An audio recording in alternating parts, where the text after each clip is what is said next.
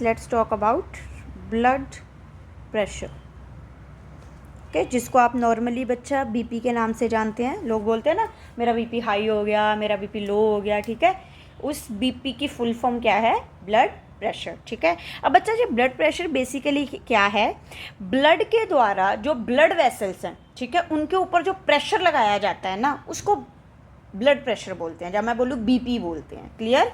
So the pressure exerted by blood on the walls of blood vessels. Clear है? ठीक है, is called blood pressure. और बच्चा ये जो ब्लड प्रेशर है ना, ये चेंज होता रहता है अकॉर्डिंग टू आप कह सकते हो हार्ट कॉन्ट्रैक्शन एंड रिलैक्सेशन. ठीक है, सो इट कैन चेंज. ठीक है, आप कह सकते हो according to contraction and relaxation of heart. अब बच्चा मैंने यहाँ नॉर्मल वर्डिंग लिखी कॉन्ट्रैक्शन एंड रिलैक्सेशन.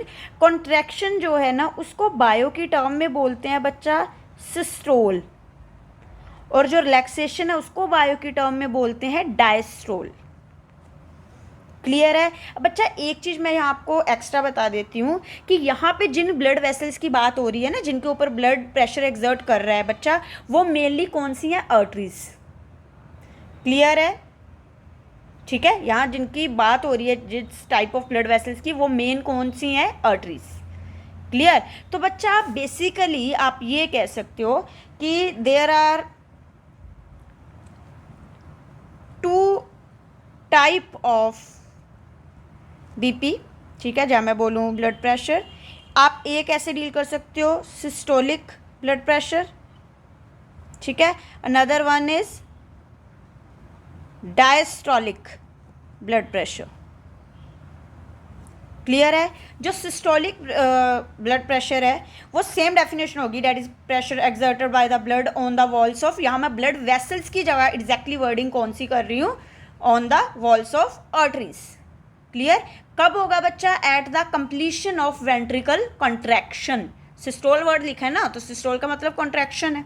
ठीक है, सो this is what? This is pressure exerted by blood on the walls of कौन सी ब्लड वेसल्स बच्चा? आर्टरीज. ठीक है, eight the completion of ventricular contraction. ठीक है, जैसे ही जो वेंट्रिकल्स हैं हार्ट के वो कॉन्ट्रैक्ट हो जाते हैं कंप्लीटली, उस वक्त सिस्टोलिक ब्लड प्रेशर होता है. और उस वक्त बच्चा उसकी वैल्यू कितनी होती है? That is 120 mm of mercury. जहाँ मैं उसका सिंबल लिख रही हूँ, डेट इज़ Hg. क्लियर? और अगर मैं डायस्टोलिक की बात करूँ, सेम डेफिनेशन है, बस थोड़ा सा चेंज है कि ये क्या होगी कि जब प्रेशर जो है वो ब्लड के द्वारा एक्सर्ट किया जाएगा on the wall of arteries at the end of the, और you can say at the completion of the ventricular relaxation. ठीक है, जब वेंट्रिकल फुली रिलैक्स हो चुके होंगे. Clear? So this is what pressure exerted by blood on the walls of arteries. ठीक है, at the आप कह सकते हो fully relaxation of ventricles. और उस टाइम पे बच्चा जो वैल्यू होती है that is 80 mm of Hg. Clear? तो मतलब the normal blood pressure of the man is 120 पर 80 mm ऑफ Hg. ठीक है, द नॉर्मल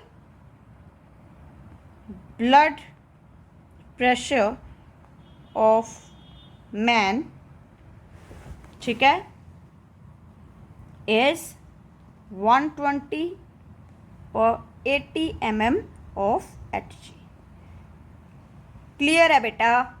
ठीक है, अब बच्चा जो ब्लड प्रेशर की मेजरमेंट होती है, ठीक है, डेट इज बाय आप कह सकते हो वन इंस्ट्रूमेंट, डेट इज स्फेग्मोमैनोमीटर. ठीक है। सो यहाँ मैं वो वर्ड लिख रही हूँ, डेट इज स्फेग्मोमैनोमीटर। ठीक है, आप कह सकते हो कि this is what instrument use for the measurement of blood pressure और यू कैन से बीपी।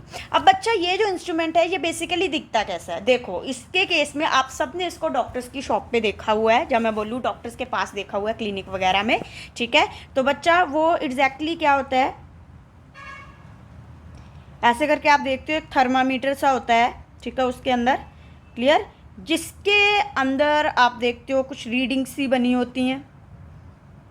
ठीक है, just kind of a thermometer type, बस थोड़ा साइज में बड़ा होता है। ठीक है, आप वैल्यूज़ कोई भी लिख लीजिए, जैसे 50, 80, 100, 120, ठीक है, ऐसे करके 160, 180, ऐसे करके आप वैल्यूज़ लिख सकते हैं। ठीक है, अब बच्चा ये जो है, ठीक है, आप देखोगे कि ये एक ट्यूब सी स्ट्रक्चर्स के थ्रू यहाँ पे जुड़ा होता है। यहाँ पे एक्चुअल में एक मतलब आप कह सकते हो फ्लफी सी स्ट्रक्चर होती है जिसमें Hg होता है, डेट इज़ आप कह सकते हो मरकरी। ठीक है, जुड़ा होता है। एक आप कह सकते हो आप कपड़ा सा आप बोल देते हो वैसे इसको, ठीक है, लेकिन हम इसको क्या बोलते हैं, कफ। ठीक है, बच्चा उसके साथ जुड़ा होता है और ये जो कफ होता है ये दूसरी साइड से एक ट्यूब लाइक स्ट्रक्चर से एक पंप से जुड़ा होता है और उस पंप के पास बच्चा एक एक्स्ट्रा आप देखोगे साइड वाइज एक नोब भी होती है। ठीक है, ऐसे करके आपको एक स्ट्रक्चर दिखता है, दिस इज एक्चुअली स्फिग्मोमैनोमीटर। ठीक है, अब बच्चा ये ना एक एक्चुअली एक इनडायरेक्ट सा मेथड है, इसमें बहुत सिंपल सा है, आप लोगों ने मोस्टली बीपी चेक करवाया ही होगा। ठीक है, इसमें होता क्या है कि जो कफ है ये वाली स्ट्रक्चर जो है, ठीक है, इसको क्या करना होता है, बाजू के अराउंड रैप करना होता है। ठीक है, फिर क्या करते हैं, इस पंप को प्रेशर डालते हैं इसके ऊपर, मतलब इसको प्रेस करते हैं। उसके बाद क्या होगा बच्चा, ये जो मरकरी है, ठीक है, ये इस थर्मामीटर में अपना आप कह सकते हो कॉलम जो है उसको रेज करेगी। एक पर्टिकुलर टाइम के बाद आप देखोगे कि जो मरकरी जैसे ही बहुत ज़्यादा कॉलम अपना राइज करती है, ठीक है, जैसे अप्रॉक्सीमेट बोलो 200 mm ऑफ Hg तक, ठीक है, एट दैट टाइम आप क्या फील करते हो कि आपकी ये जो रेडियल आर्टरी है जिसके ऊपर कफ को रैप किया गया था, ठीक है, इट गेट कोलैप्स, वहाँ पे कोई ब्लड सप्लाई नहीं हो रही बेसिकली। ठीक है, और धीरे धीरे आप देखेंगे डॉक्टर ना नोब की हेल्प से, इस नोब की हेल्प से प्रेशर को रिलीज करना स्टार्ट कर देता है, अगर आप डॉक्टर के हाथ की ओर देखोगे, जिसकी वजह से जो मरकरी कॉलम है वो ब्रेक होने लग जाता है। ठीक है, तो एक पर्टिकुलर लेवल पे बच्चा आपको फर्स्ट साउंड सुनाई देती है। ठीक है, डॉक्टर ने स्टेथोस्कोप लगाया होता है ना साथ में, ठीक है, तो आपको एक फर्स्ट साउंड सुनाई देगी, डॉक्टर को एक फर्स्ट साउंड सुनाई देगी। ठीक है, तो वो एक्चुअली साउंड किसके अकॉर्डिंग होती है, ड्यू टू सिस्टोलिक प्रेशर। ठीक है, जो कि कितनी होनी चाहिए नॉर्मली 120, ठीक है, mm ऑफ Hg, और उसके बाद पर्टिकुलर टाइम के बाद एक सेकंड साउंड सुनाई देती है, that is due to diastolic pressure, जो कि नॉर्मली कितनी होनी चाहिए 80। इसके बाद अगर ये थोड़ी ऊपर नीचे हो जाए तो उसके अकॉर्डिंग आपका बीपी समझ लो हिल गया है। क्लियर है? सो ये कैसे काम करता है अगर मैं स्टेप्स में लिखाऊं, ठीक है, तो क्या होता है बच्चा, कफ wrapped around अपर आर्म, है ना, ठीक है, सिंपल भाषा लिख लेते हैं। अब क्या करना है, आप कह सकते हो प्रेसिंग द पंप को प्रेस करना स्टार्ट कीजिए। ठीक है, फिर आप क्या देखोगे कि जो मरकरी है, ठीक है, इट्स कॉलम राइजेस। ठीक है, और आप कह सकते हो लेट इट राइज, जैसे हमने एग्जांपल लिखी, let it rise at 200 mm of Hg। ठीक है, सो एट दिस क्या हो रहा है बच्चा, रेडियल आर्टरी जो अपर आर्म वाली साइड है, ठीक है, उसकी आर्टरी जो है गेट कोलैप्स होने का मतलब अब वहाँ पे ब्लड सप्लाई नहीं हो रही है। Clear? So after a particular time release the air pressure. ठीक है, एयर प्रेशर को रिलीज कर दो, कैसे बच्चा, using knob. Using knob slowly, but suddenly नहीं कर देना है, ठीक है। फिर क्या हो जाएगा, जैसे आप जो करोगे, so that mercury column get break, जो मर्क्यूरी का कॉलम है वो टूट जाए, ठीक है। तो क्या हो जाता है बच्चा, eight a particular level first sound, ठीक है, आप कह सकते हो जो है हेयर्ड, सुनाई देगी, ठीक है। That is due to systolic pressure. Clear है, ठीक है। फिर क्या होता है, after that at a particular level again आप कह सकते हो सेकंड साउंड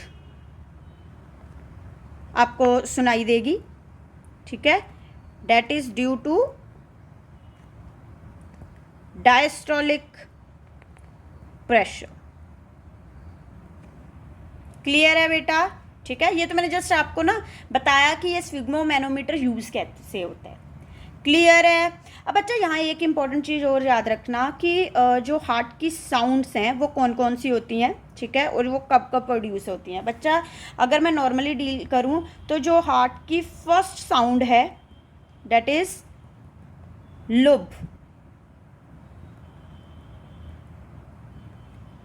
ठीक है, and this is produce during the आप कह सकते हो closing of the atrioventricular walls. Clear है, ठीक है। फर्स्ट साउंड प्रोड्यूस ड्यूरिंग आप कह सकते हो शार्पली क्लोजिंग ऑफ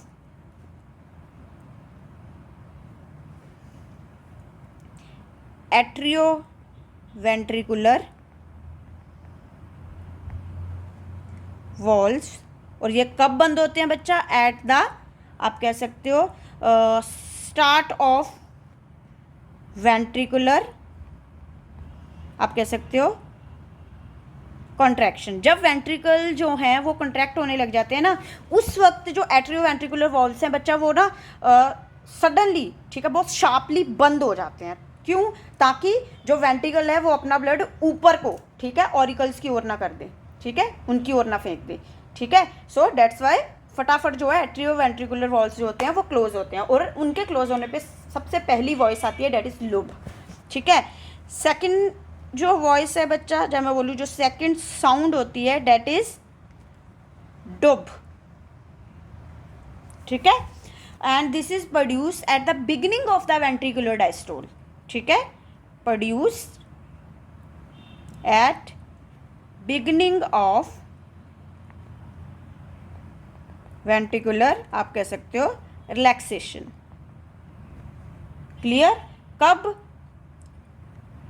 ठीक है, व्हेन आप कह सकते हो the semilunar valves of the aorta and pulmonary arteries get close, ठीक है, it is produce at the आप कह सकते हो beginning of the ventricular diastole, ठीक है, when semilunar valves get close. और सेमिलुनर वॉल्स बच्चा कहाँ कहाँ है, पल्मोनरी आर्टरी के पास और अयोटा के पास। अब ऐसा क्यों हुआ बच्चा, देखो जैसे ही वेंट्रिकल्स रिलैक्स होंगे तो होता क्या है, एक्चुअली क्या था, जब वेंट्रिकुलर कॉन्ट्रैक्ट हुए थे तो दोनों वेंट्रिकल्स का, ठीक है, राइट वाले वेंट्रिकल का जो ब्लड है वो पल्मोनरी आर्टरी के अंदर चला गया था, ऊपर को चढ़ गया था, और जो लेफ्ट वाला वेंट्रिकल है उसका जो ब्लड है वो कहाँ चढ़ गया था, अयोटा के पास, ठीक है। अब क्या हो गया, जैसे ही वो ब्लड उनके अंदर जाने लगा वेंट्रिकल क्या होने स्टार्ट हो गए, रिलैक्स होना स्टार्ट हो गए, ठीक है। और रिलैक्स होने के कारण ऐसा हो सकता है ना कि वो जो ब्लड है जो ऊपर चढ़ा है, ठीक है, पल्मोनरी आर्टरी और अयोटा के थ्रू वो वापस आ जाए, ठीक है। तो क्या होता है, सेमिलुनर वॉल्स जो होते हैं पल्मोनरी आर्टरी और अयोटा के अंदर वो शार्पली क्लोज होते हैं, ठीक है, जिसकी वजह से दूसरी जो साउंड है हार्ट की वो प्रोड्यूस होती है, दैट इज डुब। तो हार्ट कैसी साउंड प्रोड्यूस करता है बच्चा, लुब डुब लुब डुब। क्लियर है, ठीक है, ओके।